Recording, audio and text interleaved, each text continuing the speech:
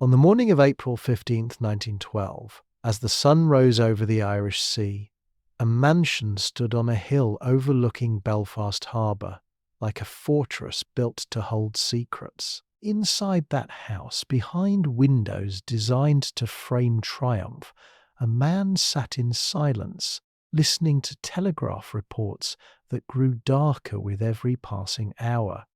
The ship he had built, the ship he had promised was unsinkable, was gone. 1,500 souls had vanished into the Atlantic in less than 3 hours. Women had drowned clutching babies. Men had frozen in water so cold it stopped their hearts in minutes. Third-class passengers had clawed at locked gates while the wealthy climbed into lifeboats that left half empty. And the man who owned it all, the man whose name was stamped on every blueprint, whose company had sold the world a dream of invincibility, sat in his mansion and said nothing.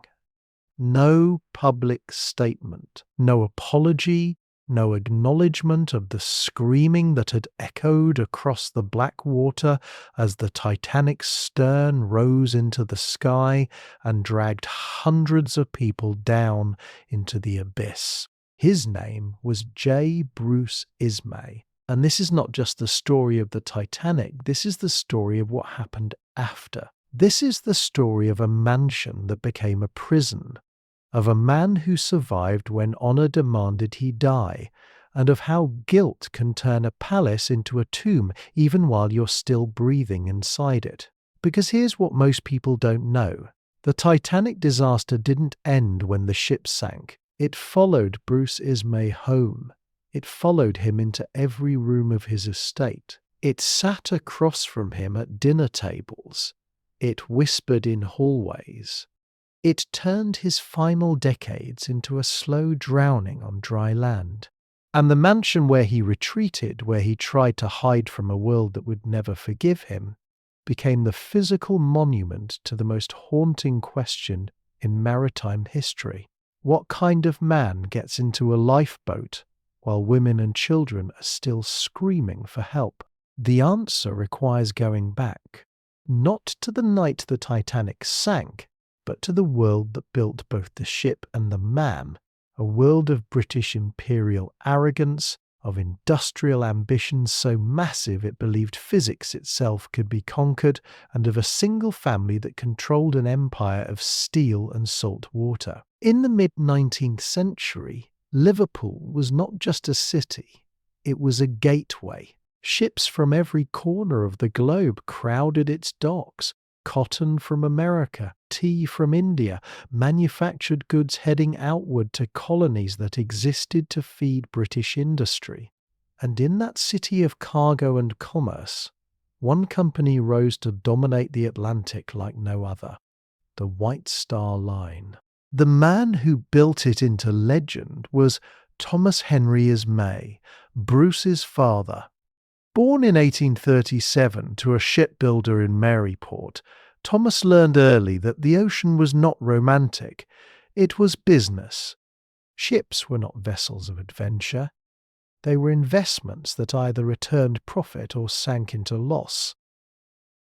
Thomas started as an apprentice, then worked his way into shipbrokering, buying and selling vessels, learning the cruel mathematics of maritime trade. In 1867, he made the move that would define his family's future. He purchased the White Star Line, then a failing operation, for a price so low it looked like theft. Thomas Ismay didn't just want to run a shipping company, he wanted to dominate the Atlantic passenger trade. And he understood something his competitors didn't. The future belonged not to speed alone, but to luxury. Rich passengers would pay enormous sums not just to cross the ocean quickly, but to cross it in comfort that resembled a floating hotel. So he partnered with the Belfast shipbuilding firm Harland and Wolff, and together they began producing ships that redefined what an ocean liner could be. The ships that emerged, Oceanic, Britannic, Germanic were marvels, longer, steadier, more elegant than anything afloat. They carried first-class passengers in opulence, grand dining saloons, plush staterooms, electric lighting, services that made the voyage feel less like travel and more like an exclusive club moving across the water. Thomas Ismay became wealthy, then enormously wealthy, then one of the most powerful shipping magnates in the world. He built estates to match. First, Liverpool, a massive country house in the Wirral, overlooking the River Dee, an Elizabethan-style mansion with dozens of rooms, terraced gardens, and a presence that announced arrival into British high society. Thomas filled it with art, entertained politicians and industrialists, and raised his children inside the kind of privilege that makes the world feel like it exists to serve you.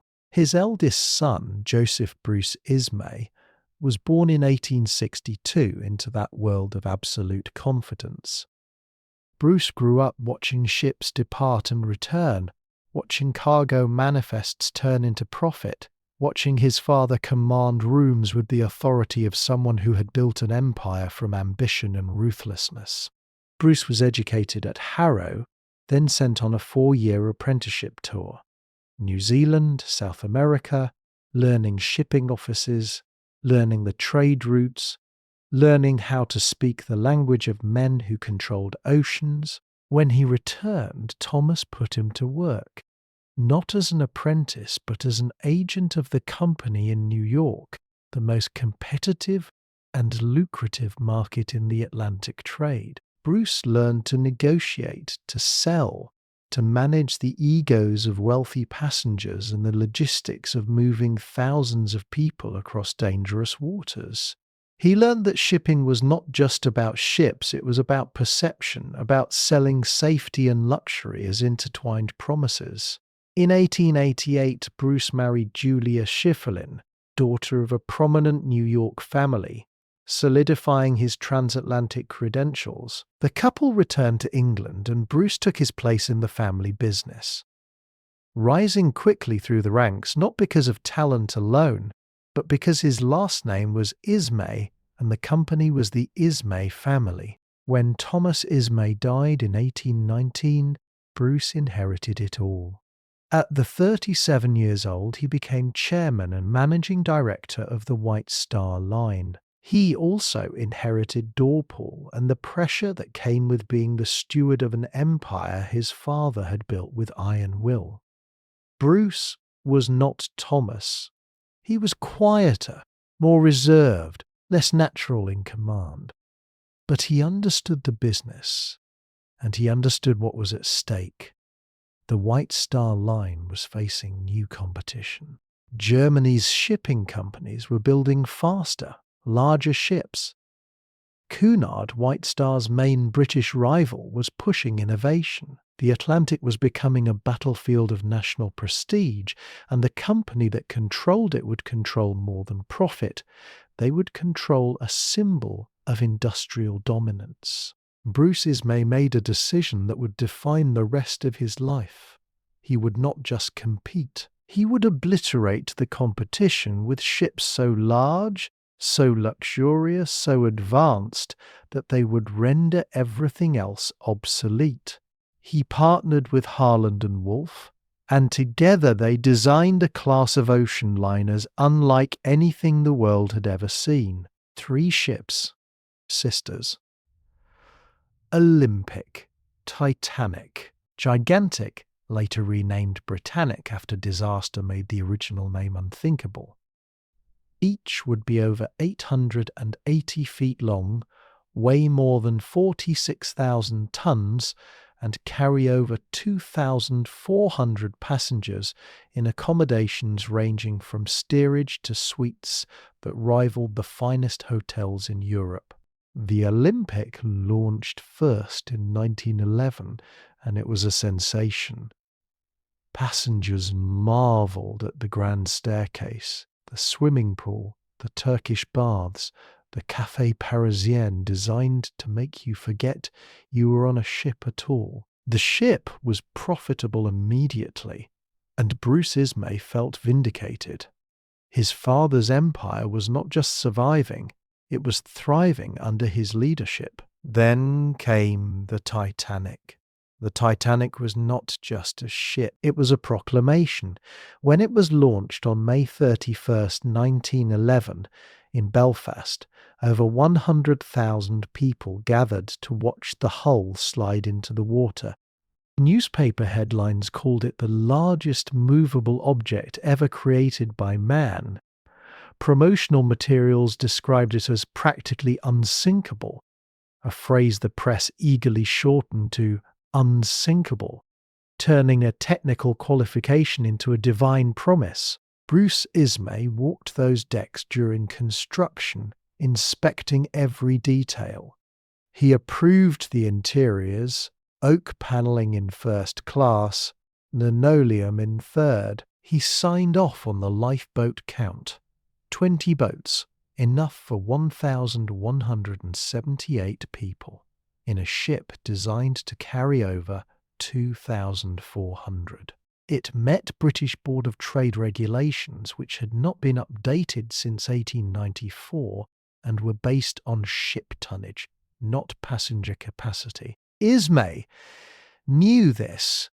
Everyone knew this. But regulations were regulations, and lifeboats took up valuable deck space. The ship's design included 16 watertight compartments with electronically controlled doors. The idea was that if the hull was breached, the affected compartments could be sealed and the ship would remain afloat even with several compartments flooded. It was brilliant engineering. It was also a lie told by confidence, because the watertight compartments weren't actually watertight. They didn't extend high enough. If more than 4 compartments flooded, water would spill over the tops like liquid filling an ice cube tray, and the ship would sink. The designers knew this, Bruce Ismay knew this, but it was considered an acceptable risk because no scenario seemed likely to breach more than 4 compartments at once. On April 10th, 1912, the Titanic departed Southampton on its maiden voyage to New York. Bruce Ismay was aboard, not as a passenger, but as the managing director inspecting his investment, hosting influential guests, ensuring the voyage was a success that would generate headlines and bookings for years to come. He stayed in one of the best suites, dined in first class, and moved through the ship like a proud father showing off a prodigy child. The ship carried 2,224 people, wealthy industrialists in first class, middle-class professionals in second, immigrants in third class dreaming of new lives in America. Among the passengers were John Jacob Astor IV, one of the richest men in the world, Benjamin Guggenheim, mining magnate, Isidore and Ida Strauss, owners of Macy's, and Margaret Molly Brown, who would later be called Unsinkable herself. The crew included Captain Edward Smith, the White Star Line's most senior and respected commander, making his final voyage before retirement. For 4 days, the Titanic sailed smoothly across calm seas. Ismay sent a wireless message to the press. Everything satisfactory. He socialized with passengers, discussed the ship's performance with Captain Smith, and basked in the success unfolding exactly as planned. Then, on the night of April 14, 1912, everything stopped being satisfactory. The North Atlantic in April is a graveyard waiting to happen. The Labrador Current carries icebergs south from Greenland, and the Gulf Stream brings warm water north, creating conditions where massive ice mountains drift silently through shipping lanes in the dark. That night, the sea was unnaturally calm. No waves, no wind, a glassy surface that made it nearly impossible to spot icebergs until you were already too close. Throughout the day, the Titanic had received multiple ice warnings from other ships.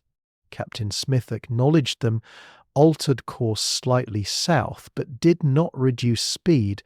The ship was travelling at 22.5 knots, near maximum speed, through a known ice field. Why? Because slowing down meant arriving late, and arriving late meant bad publicity, and bad publicity meant Bruce Ismay's investment looked weak.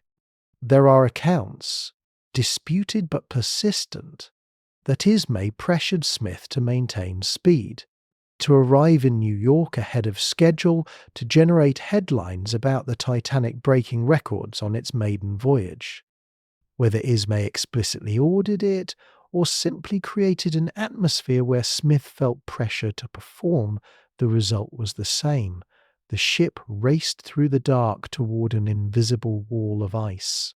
At 11:40 p.m., Lookout Frederick Fleet spotted something ahead, a dark mass. No time to identify it clearly, only time to ring the warning bell 3 times and phone the bridge. "Iceberg! Right ahead." First Officer William Murdoch ordered the ship hard to starboard, and the engines reversed. The Titanic began to turn. Almost. The iceberg scraped along the starboard side below the waterline, a glancing blow that felt, to most passengers, like nothing more than a shudder. Some described it as the ship rolling over 1,000 marbles. In third class, chunks of ice fell onto the deck, and passengers kicked them around like toys. But below, in the boiler rooms and cargo holds, the truth was already visible. The iceberg had opened the hull like a can opener, breaching 6 compartments. Water poured in, not explosively, but steadily, unstoppably. The ship could survive 4 compartments flooded, not 6.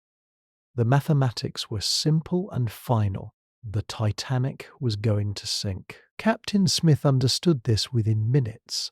Thomas Andrews, the ship's designer from Harland and Wolff, who was aboard for the maiden voyage, did the calculations and told Smith the ship had perhaps 2 hours.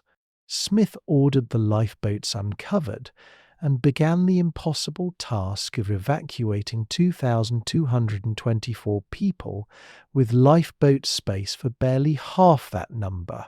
Bruce Ismay was in his cabin when the collision happened. He felt the shudder, put on slippers and an overcoat over his pyjamas, and went to investigate. He encountered Captain Smith and asked what happened. Smith told him they had struck ice. Ismay asked if it was serious. Smith said he believed it was. What happened next would be debated, dissected, and damned for over a century. Lifeboat evacuation began around 12:05 a.m., 25 minutes after the collision. The crew started on the boat deck, but there was no organised system, no clear plan. Officers received conflicting orders. Some were told to load women and children only. Others were told women and children first, but men could fill remaining spaces. Some lifeboats launched half empty because crew members believed the boats couldn't hold their full capacity, or because passengers refused to believe the ship was really sinking and didn't want to leave the warm, well-lit decks for a small boat on the freezing black ocean. Bruce Ismay moved among the boats, helping load passengers, calling out for women and children, urging people into the boats. Survivors later recalled seeing him there, sometimes helpful, sometimes frantic. He was not wearing a life jacket, an odd detail that suggests either confidence the ship wasn't doomed or a dissociation from the reality unfolding around him. By 1:40 a.m. the ship's bow was submerged. The stern was rising. Panic was spreading. The band famously kept playing. Third-class passengers, many of whom had been kept below by locked gates and confusion, were now flooding onto the boat deck, realizing too late that death was minutes away. Lifeboat C, one of the last collapsible boats, was being loaded on the starboard side. The officer in charge, First Officer Murdoch, called for women and children. A few came forward. Then he called for men if no more women were nearby. Bruce Ismay was standing near the boat. He looked around. He saw no women in the immediate area. He stepped into the boat. He later claimed he helped load it first. Then, seeing space, got in. He later claimed he asked if anyone else wanted his spot. He later claimed the officer told him to get in. What is certain is this. J. Bruce Ismay, managing director of the White Star Line, owner of the Titanic, got into a lifeboat while the ship he had built, the ship he had promised was safe, sank with over 1,500 people still aboard. He got into a lifeboat while women in third class drowned behind locked gates. He got into a lifeboat while the band played Nearer My God to Thee. He got into a lifeboat while men froze to death in water so cold it felt like knives. Lifeboat C pulled away. Ismay sat hunched in the boat, wrapped in a blanket, facing away from the ship. Survivors reported he refused to look back. He sat in silence as the Titanic's stern rose higher, as the screams grew louder, as the ship split apart with a sound like the world breaking, as the lights went out and 1,500 people went into the water. Then silence. Then the frozen cries of the dying. Then, eventually, even those stopped. At 4:10 a.m., the Carpathia, racing through the ice field at dangerous speed, arrived and began picking up lifeboats. When Bruce Ismay climbed aboard, he immediately asked for a private room and refused to speak to anyone. He would not come out for meals. He would not answer questions. The ship's doctor eventually sedated him because his mental state was considered unstable. One of the Carpathia's passengers later recalled seeing Ismay sitting alone in a corner, staring at nothing, trembling. When the ship reached New York on April the 18th, Ismay tried to leave quietly, but reporters mobbed him. Cameras flashed, questions were shouted. He said nothing and was taken to the White Star Line offices. The nightmare was just beginning. The United States Senate launched an inquiry immediately. Senator William Alden Smith, a Michigan Republican with no maritime experience but a sharp sense of public outrage, chaired the investigation. For weeks, survivors, crew members, and company officials were called to testify. And, at the center of it all, was Bruce Ismay. Ismay testified that he got into a lifeboat only after helping load passengers, only after seeing no other women nearby, only when an officer indicated there was space. He insisted he did nothing wrong. Technically, legally, he was correct, but the public didn't care about legalities. The newspapers tore him apart. The New York American ran a cartoon showing Ismay in a lifeboat, rowing away while women and children drowned behind him, captioned, "This is J. Brute Ismay." The British press nicknamed him J. Brute Ismay and the coward of the Titanic. William Randolph Hearst's papers published editorials calling him a disgrace to manhood. Survivors gave damning testimony, not about Ismay specifically, but about the broader disaster. Third-class passengers testified that gates were locked, that they were told to stay below, that by the time they reached the boat deck, the lifeboats were gone. Crew members admitted lifeboat drills were never conducted. Wireless operators revealed ice warnings had been ignored. The Senate inquiry concluded that the disaster was caused by excessive speed in dangerous waters, insufficient lifeboats, inadequate crew training, and a corporate culture that prioritized profit over safety. Ismay was not criminally charged, but the report made clear that his presence in a lifeboat while others died was morally indefensible. The British inquiry led by Lord Mersey was more restrained, but reached similar conclusions. The Titanic was travelling too fast. There were too few lifeboats. Third-class passengers had been disadvantaged, and while Ismay was not found legally culpable for getting into a lifeboat, the testimony created a permanent stain.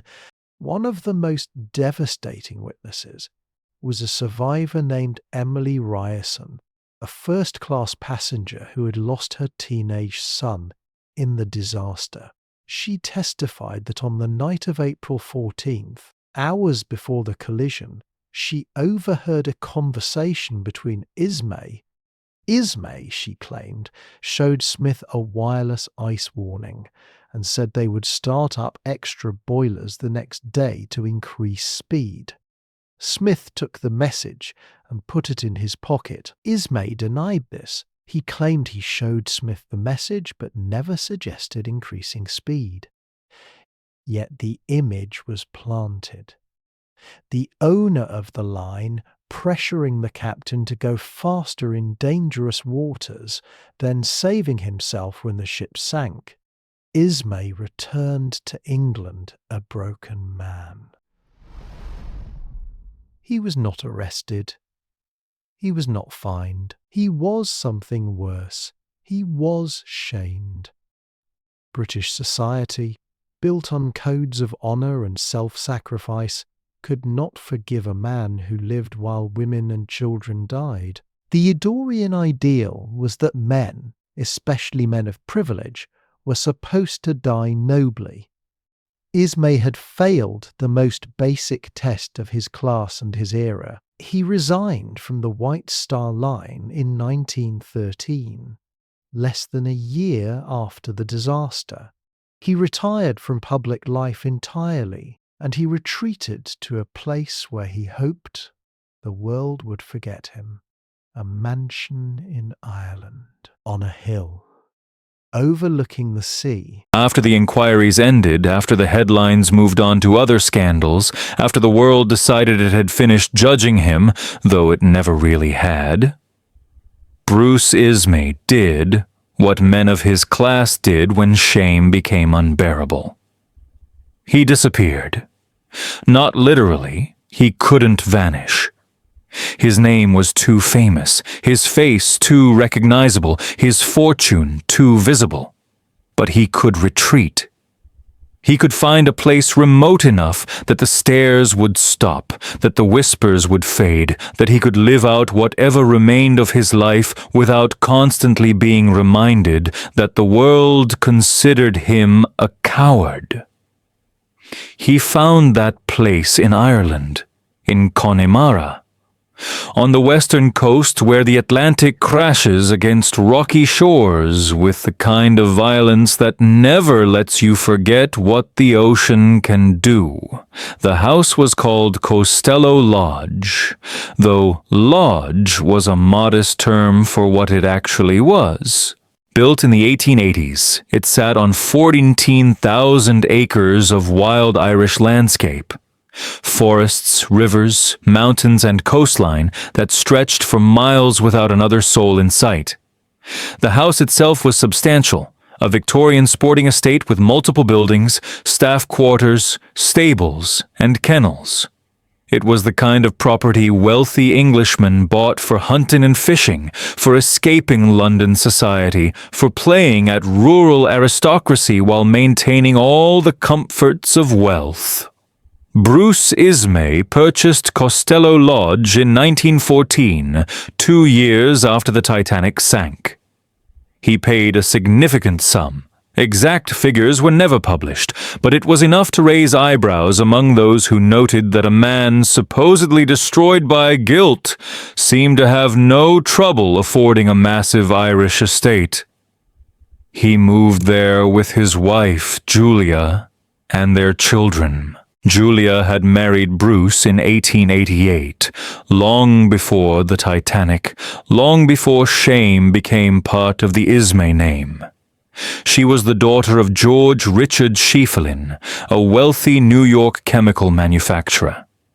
She had been raised in comfort, educated in refinement, trained to be the wife of an important man.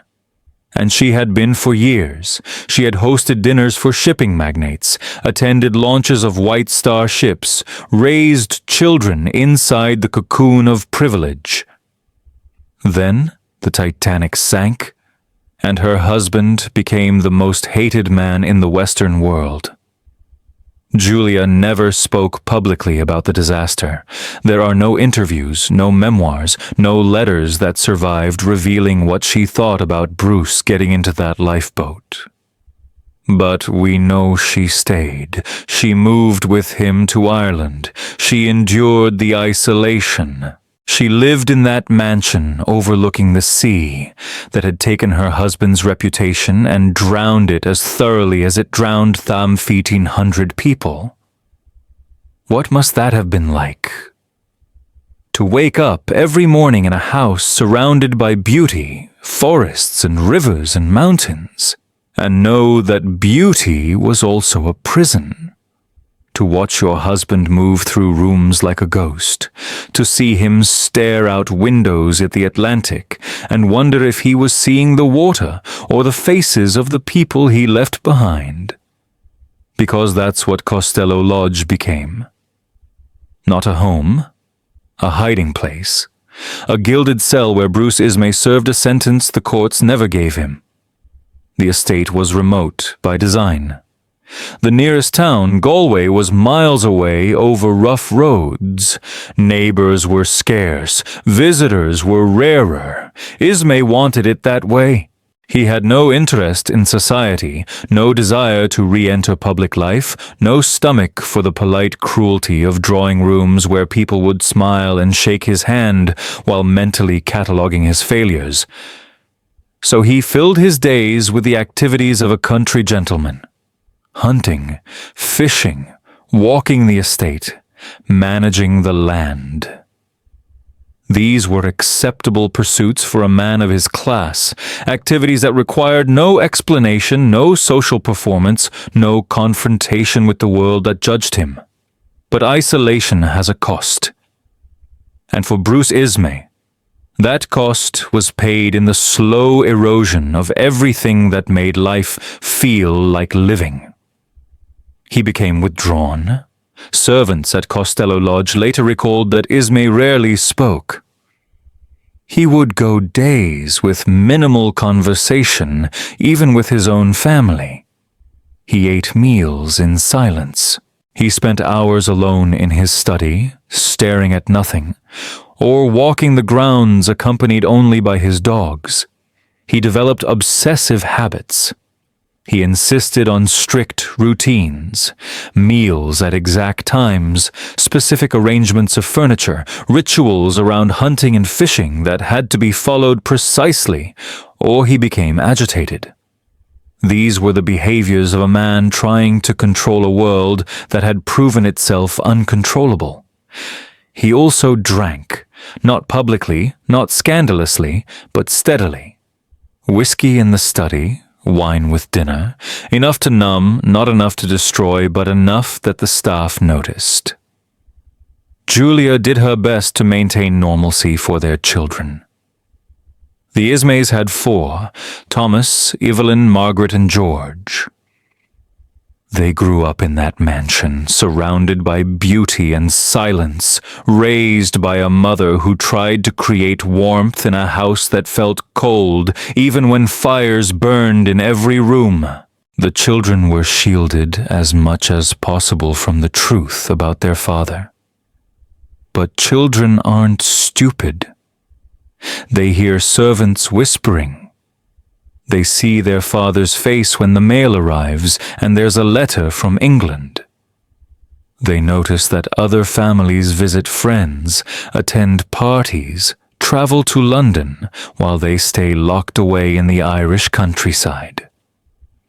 Evelyn, the eldest daughter, later wrote in a private letter, discovered in family papers decades later, that her childhood felt like living in a beautiful museum where we weren't allowed to make noise. She described her father as kind but distant, a man who would sit with them at dinner and then disappear into his study for the rest of the evening. She wrote that her mother tried to compensate with warmth and attention, but that there was always a sadness in the house that no amount of motherly love could erase. Thomas, the eldest son, inherited not just his father's name, but also his burden. He grew up knowing he was the son of J. Brute Ismay, and while he later became a respected figure in his own right, he spent his entire life carefully managing his association with the Titanic. He rarely spoke of his father publicly. When he did, it was in the most neutral terms possible. My father was a private man who preferred the countryside. What Thomas never said, but what family correspondence suggests, was that his father was a man haunted by a choice he could never undo. Costelloe Lodge was a Victorian mansion, and Victorian mansions have a particular architecture of silence. Long hallways, high ceilings, thick walls, rooms that echo when empty and feel oppressive when occupied. It's the kind of house where you can be surrounded by family and still feel utterly alone. Bruce Ismay moved through those hallways like a man trying to outrun his own shadow. Servants reported strange behaviors. Ismay would sometimes stand at the windows overlooking the Atlantic and stare for hours. Not reading, not thinking visibly, just staring. One servant recalled finding him at 3 a.m. standing in the drawing room in complete darkness, looking out at the sea. When asked if everything was all right, Ismay didn't respond. He just kept staring. He became obsessed with the weather, specifically storms. When gales rolled in from the Atlantic, and in Connemara they rolled in frequently, Ismay would go outside and stand in the rain and wind, watching the waves crash against the rocks. Staff thought it was madness. Maybe it was, or maybe it was the closest he could come to experiencing what those 1,500 people experienced. The cold, the water, the terror of nature's indifference. He rarely spoke about the Titanic, not to his wife, not to his children, not to anyone. But silence doesn't mean forgetting. It often means the opposite. It means remembering so intensely that words are inadequate. There's a story, unverified but persistent in local Irish folklore, that Ismay once attended a dinner at a neighbor's estate. The conversation turned to ships, and someone, unaware of who Ismay was, made a casual comment about the Titanic disaster, saying something like, "Can you imagine being the man who saved himself while women and children drowned?" Ismay stood up without a word, walked out of the house, and never returned. His wife apologized and followed. They didn't attend social events after that. Another story, this one from family letters. Julia Ismay once tried to organize a small gathering at Costelloe Lodge, inviting a few respectable families from the area. Bruce agreed reluctantly. The evening was awkward. Guests arrived, polite conversation was made, dinner was served. Then, midway through the meal, one of the guests mentioned New York, just the city name, in reference to business. Bruce stood up, excused himself, and didn't return. Julia finished the evening alone, making apologies about her husband feeling unwell. They never hosted again. The mansion became a place where time moved differently. Days blurred into weeks, seasons changed. The children grew up and moved away. and Bruce Ismay remained, walking the grounds, fishing the rivers, hunting the forests, doing all the things a wealthy gentleman was supposed to do, while the real man inside slowly disappeared. In 1936, a trunk was discovered in a storage room at Costelloe Lodge after Ismay's death. Inside were dozens of letters, written in Ismay's hand, addressed to people he never sent them to. Some were addressed to survivors of the Titanic, others to the families of victims. One was addressed to Captain Smith, who had drowned with his ship. The letters were never meant to be found. They were private attempts to process guilt, shame, and grief that Ismay couldn't express any other way. One letter, addressed to Mrs. Strauss, Ida Strauss, who died with her husband refusing to leave him, read in part, "I think of you often, though I have no right to. I think of your husband and the choice you made to stay with him. And I wonder what kind of man I am that I made a different choice. You were braver than I will ever be. I am sorry I lived while you died. I am sorry every day." Another, to an unnamed third-class passenger's family. "I am told your daughter was 17. I am told she was traveling to America to meet her fiancé. I am told she was locked below and never had a chance. I do not expect forgiveness. I do not deserve it. But I want you to know that I think of her. I think of all of them." One of the most heartbreaking was addressed simply to Captain Smith. "You went down with your ship as a captain should. I got into a lifeboat. History will remember you as a hero. It will remember me as a coward. You were right, and I was wrong, and I will carry that knowledge until I die." These letters were never sent because Ismay knew they would be seen as self-serving, as attempts to absolve himself through performative guilt.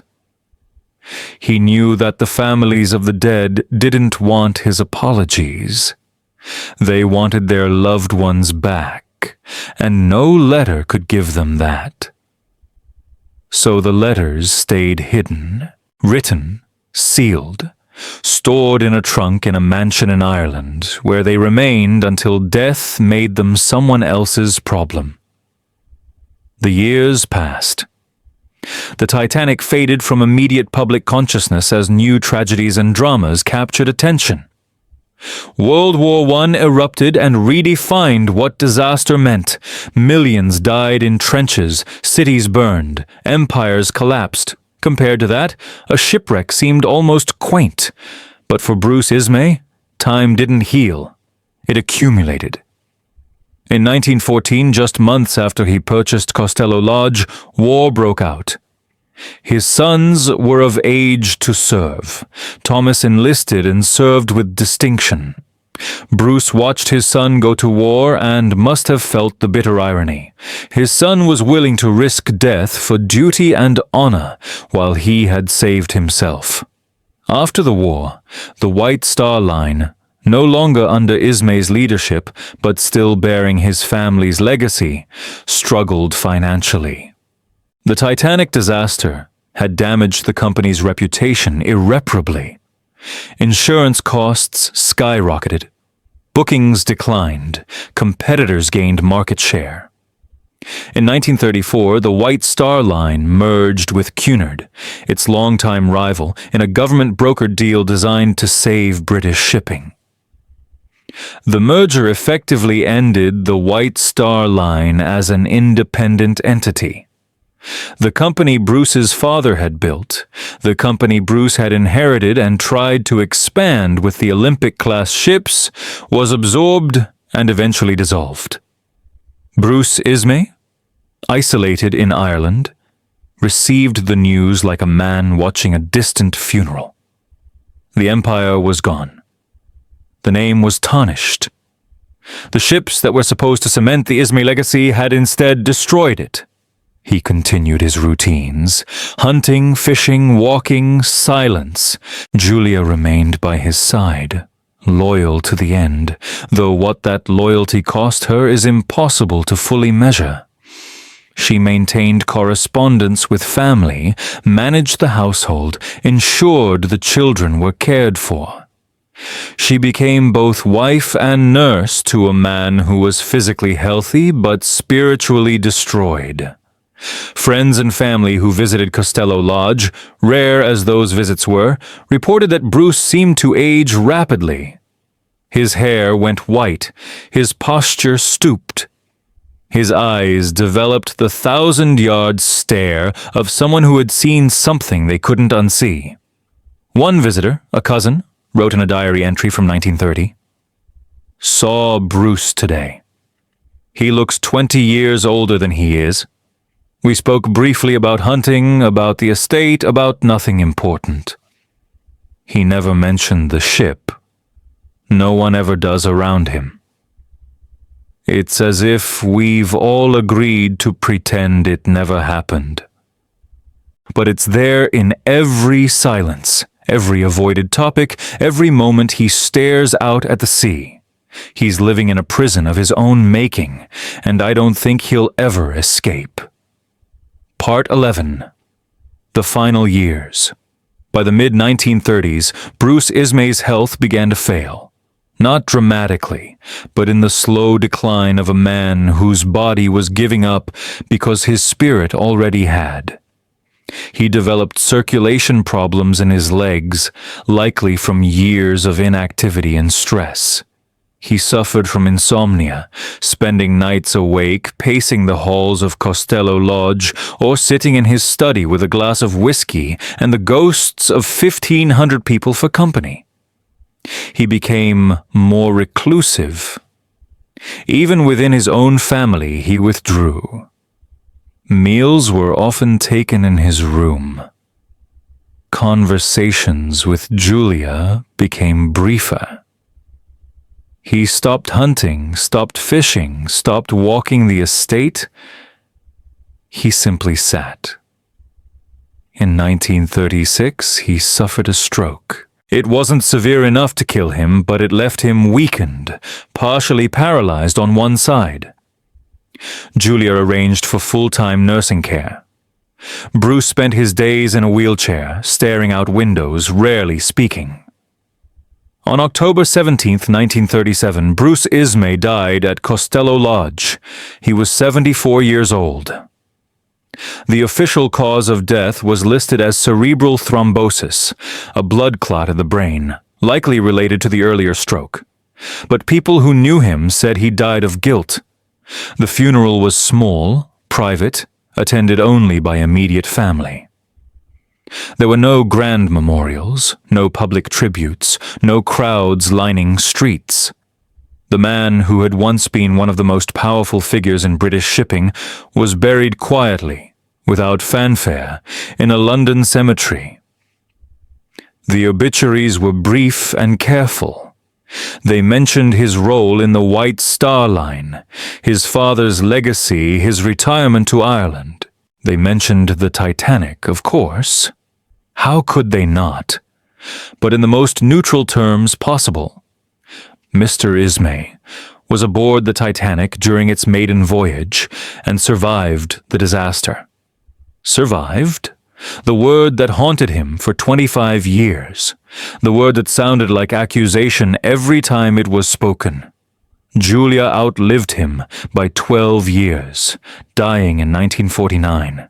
She never remarried, never spoke publicly about Bruce or the Titanic, never tried to rehabilitate his reputation.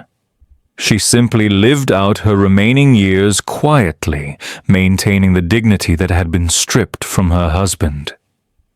The children inherited Costelloe Lodge, but none of them wanted to live there. The house was too full of sadness, too weighted with memory. It was eventually sold, passing through various owners, eventually becoming a luxury hotel. Today, if you visit Costelloe Lodge, now operating as a fishing and sporting estate, you can stay in the rooms where Bruce Ismay spent his final decades. You can walk the grounds he walked. You can look out at the Atlantic he stared at for hours. But you won't find much acknowledgement of who lived there. There are no plaques commemorating J. Bruce Ismay. No historical markers explaining that the man who owned the Titanic spent the last 23 years of his life hiding in these hills. The mansion doesn't want to remember him either. Part 12. What the mansion witnessed. Let's return to the original question. What kind of house was Costelloe Lodge? It was beautiful, Victorian architecture set against some of the most stunning landscape in Ireland. Rivers for fishing, forests for hunting, views that look like paintings. It was also a tomb. Not literally, but functionally. Bruce Ismay entered that house in 1914 as a 51-year-old man who had survived the greatest maritime disaster in history. He left it 23 years later in a coffin. In between, the mansion witnessed the slow death of a human soul. It witnessed a man who stopped sleeping properly, who paced hallways at 3 a.m., who stood in storms as if trying to feel what drowning victims felt. It witnessed a wife trying to create normalcy in a house that could never be normal, trying to raise children in a home overshadowed by death. It witnessed children growing up in beautiful isolation, learning to never ask questions about the ship, about the lifeboats, about why their father couldn't look anyone in the eye. It witnessed letters written and never sent, apologies composed and never delivered, grief that had nowhere to go, so it just circulated through the rooms like cold air that no fire could warm. The mansion witnessed all of this in silence, because that's what mansions do. They absorb the lives lived inside them. They hold the secrets. They become physical monuments to things we can't or won't say out loud. And here's the darkest truth about Costelloe Lodge. It was purchased with Titanic money. Bruce Ismay's fortune came from the White Star Line. The White Star Line's most famous ship was the Titanic. The Titanic was insured for $1 million, roughly $100 million today. When it sank, the insurance paid out. The White Star Line used that payout to cover losses. Bruce Ismay, as a major shareholder and former managing director, financially benefited from the disaster. So when he purchased Costelloe Lodge, when he filled it with furniture and art and employed dozens of staff, when he lived there in comfort for over 2 decades, he was doing so on wealth that was in part generated by the deaths of 1,000 and 1,500 people. He bought his isolation with blood money. That's not an exaggeration, that's economics.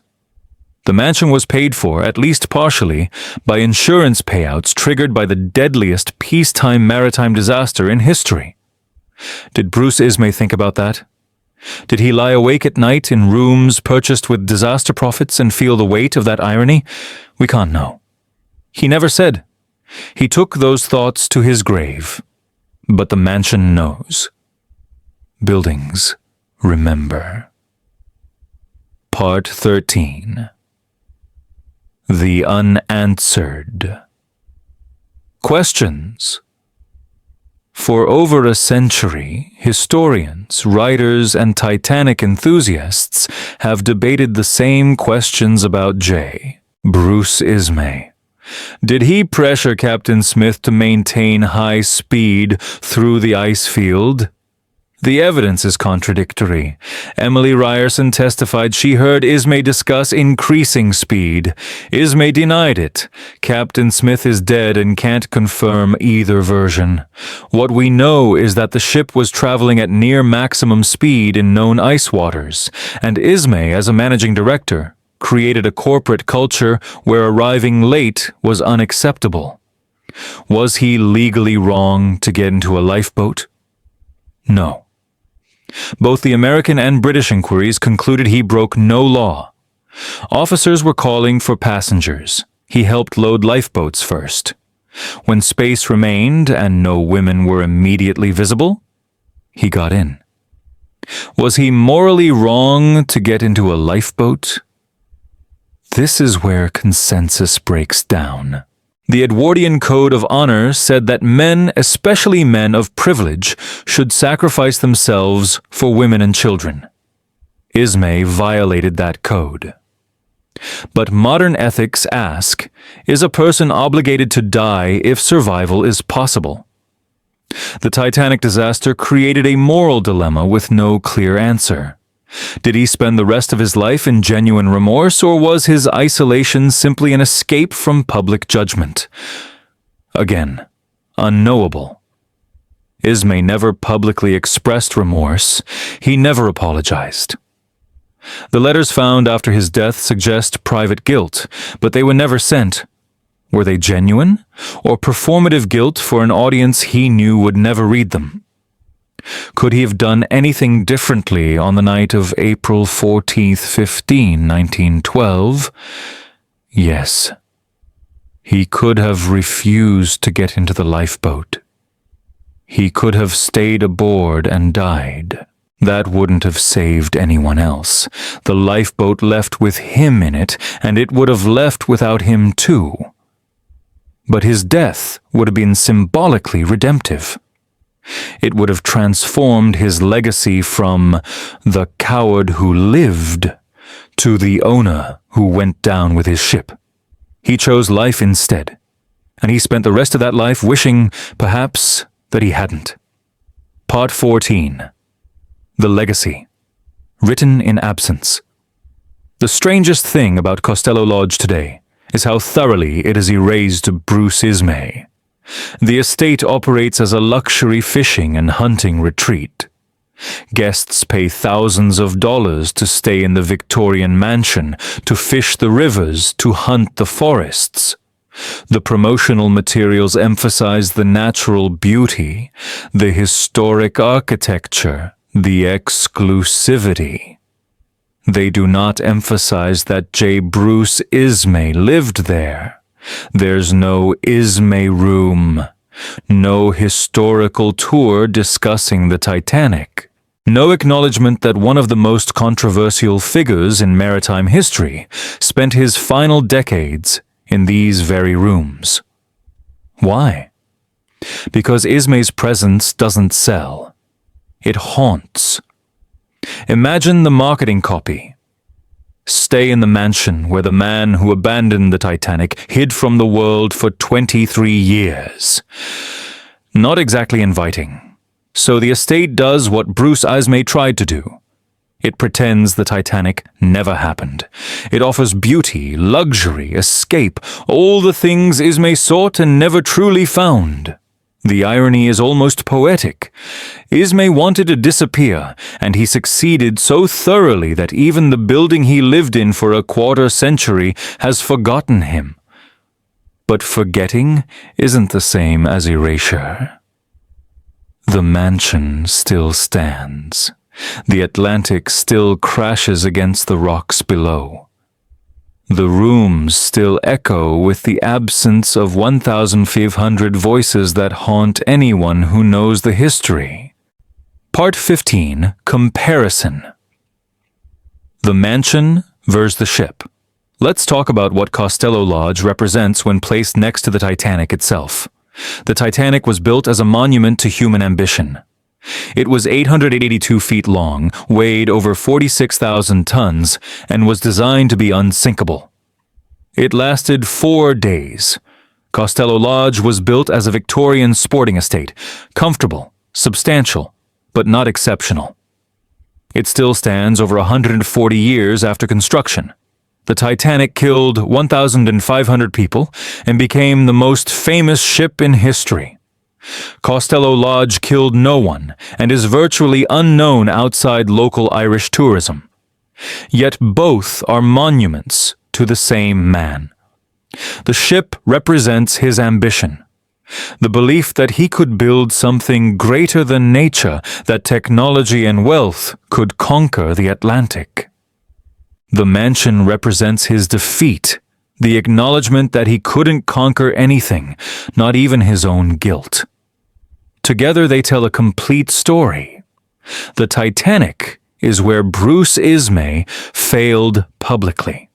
Costelloe Lodge is where he failed privately. One failure destroyed his reputation, the other destroyed his soul. Part 16. The Survivor's Perspective. To truly understand why Costelloe Lodge became a prison, we need to hear from the people Bruce Ismay left behind, not literally left behind, but survived alongside. Many Titanic survivors lived long lives. They gave interviews, wrote memoirs, spoke at commemorations, and when asked about J. Bruce Ismay, their responses were damning. Colonel Archibald Gracie, a first-class passenger who survived by swimming to an overturned lifeboat, wrote in his memoir, "Mr. Ismay's conduct requires no comment from me. The fact that he survived while so many perished speaks for itself. No gentleman would have taken a place in a lifeboat while women and children remained aboard." Lawrence Beasley, a second-class passenger who wrote one of the earliest Titanic survivor accounts, was slightly more measured. "I cannot judge Mr. Ismay's actions without knowing the exact circumstances, but I can say this. Many men chose to die that night so that others might live. Mr. Ismay was not one of them." Charlotte Collier, a second-class passenger who lost her husband, was blunt in an interview decades later. "My husband put me in a lifeboat and then stepped back. He drowned. Mr. Ismay, who owned the ship, got in a lifeboat and lived. If that's not the definition of a coward, I don't know what is." Even survivors who didn't explicitly condemn Ismay contributed to his isolation through their silence. When asked about him, many simply said, "I'd rather not discuss Mr. Ismay," which was its own form of judgment. The survivors created a community of shared trauma. They attended memorials together, corresponded with each other, formed associations to help Titanic widows and orphans. Bruce Ismay was never part of that community. He was excluded not by formal decree, but by the simple fact that no one wanted him there. Imagine knowing that hundreds of people who shared your most traumatic experience consider you unworthy of mentioning. Imagine that every time Titanic survivors gathered, which they did regularly for decades, your name was either condemned or, worse, not spoken at all. That's what Bruce Ismay lived with. That's what drove him to Costelloe Lodge. He couldn't face the survivors, so he removed himself from any place he might encounter them. Part 17. Julia's silent suffering. One person's story is often overlooked in the Ismay narrative. Julia, his wife. Julia Schiefelin. Ismay married Bruce in 1888 when he was a rising figure in the shipping world. She was 25, beautiful, well-educated from a prominent American family. She had every reason to expect a life of comfort, social status, and respectability. She got 24 years of that life. Then the Titanic sank and everything changed. Julia went from being the wife of a shipping magnate to the wife of J. Bruce Ismay. She went from attending society events in London and New York to living in isolation in rural Ireland. She went from raising children in the glow of success to raising them in the shadow of shame. And she never complained, not publicly anyway. There are no interviews with Julia about the Titanic, no memoirs, no letters that survived in which she discussed her feelings about Bruce's decision to get in the lifeboat. What we have are the observations of servants, family members, and the rare visitors to Costelloe Lodge. A servant who worked at the estate in the 1920s later recalled, "Mrs. Ismay was always kind, always proper, but you could see the sadness. She tried so hard to keep the house cheerful, to maintain routines, to pretend everything was normal, but it wasn't normal. Mr. Ismay barely spoke.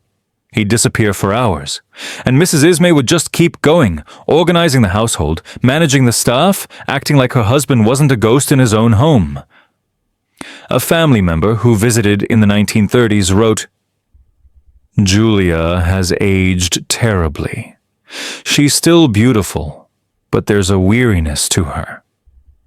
She asked about London, about mutual friends, about society.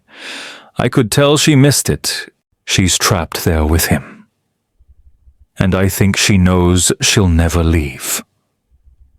Julia's children, in private correspondence discovered years later, referred to their mother as the one who held everything together.